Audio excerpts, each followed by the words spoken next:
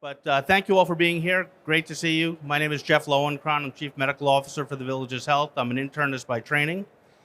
At the Villages, we've been working to build out America's healthiest hometown. The Villages is really a one-of-a-kind community. It is a 55 and older active living community, the largest one in the country, the fastest growing metropolitan statistical area.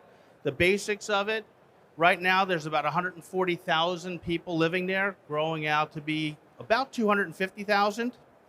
Basically, the community has 3,800 social clubs, lots of different things for people to do. What they know is that every time they're going to have 90 new homes built, they're going to build another golf hole. Every 800 homes, another 9-hole golf course. Now they have 711 golf holes. Last year played 4 million rounds of golf. So it's really a community that's at scale for people to enjoy their retirement. What we know also is that they really care about their health. And about 12 years ago, when they were surveyed and asked how everything is going, their response was everything's going great except for healthcare. We have a sense that our care is fragmented. People are doing things such that may not be in our best interest. So with that, the Villages as a developer said, okay, we will build out a healthcare system for the people who live here, voluntary. They can join if they want.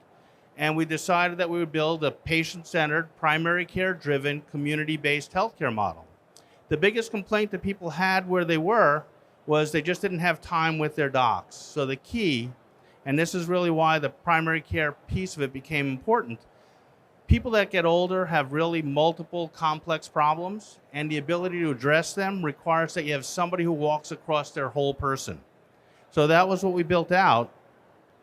The structure of it was such that we would make sure that we had smaller practices with more time, more support, really the ability to make sure that we take care of whole people as they come in.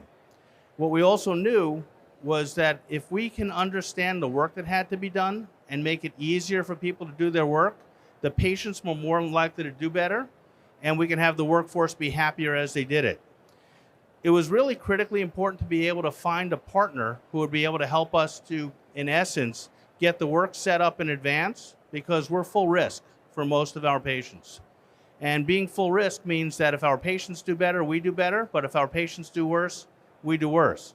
So the incredible importance of setting up the work in advance to make sure we manage all the right things was critical to the success both for our patients as well as for our workforce.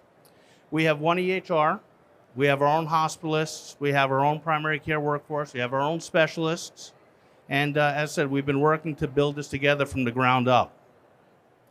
And what we really needed, as I said, was to be able to, in advance, set up the work for what would happen from a quality perspective, as well as what would happen from the managing of risk-based conditions before the patients were seen, and making it very easy for the workforce to know what work had to be done.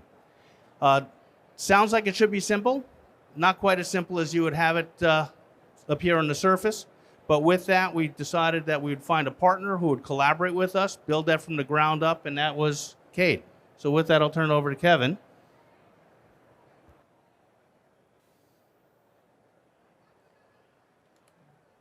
Thank you, Jeff.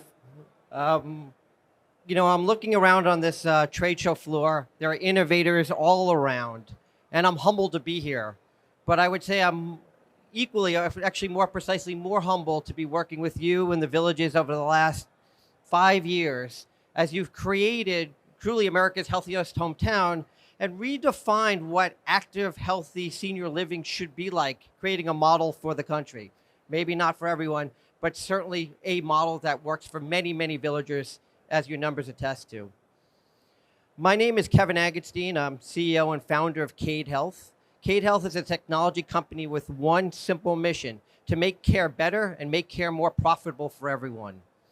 We see these two goals as complementary, and places like the Villages show that when you do things right, when you use data and analytics to change workflow, you can create a rising tide that will raise all boats. Care gets better for the patient, care gets more fulfilling for the providers, and the payer partners also benefit financially.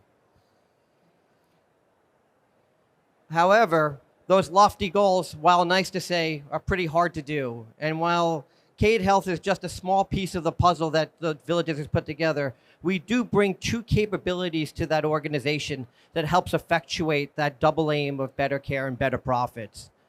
Our first technology is what we call whole chart analysis, pulling the data from the claims, the payer partners, as well as the structured data from the EMR, and perhaps most importantly, the treasure trove of insights that exists within the medical notes into a uniform data warehouse that allows clinicians with zero technical skills to ask the questions of the data that they want answered easily and actively. However, as we know, analytics isn't a panacea. If you want something done better, somebody has to do some work.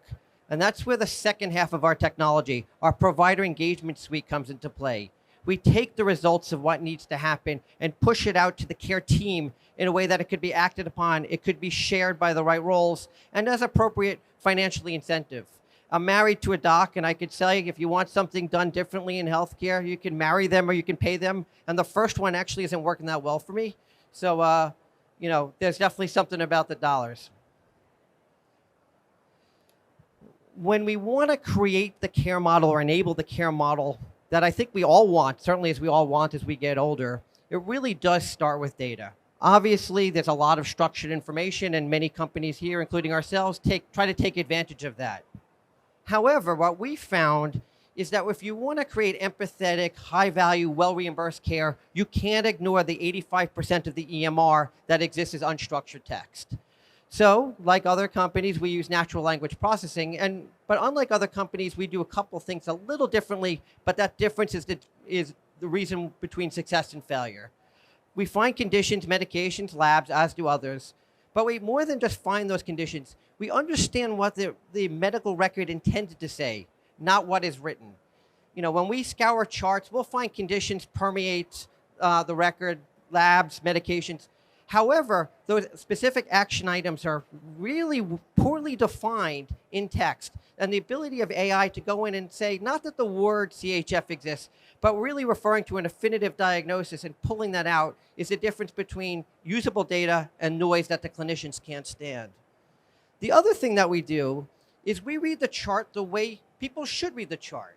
Our bot reads the chart the way we'd want our clinician to read the chart. Not just the raw clinical facts, but understand the context, the social determinants, the behavioral health risk factors, the knowledge gaps that need to be closed, and of course, key elements of the treatment plan that need to be followed up on. AI is a great way to augment the clinician capabilities, and we bring the technology to do just that.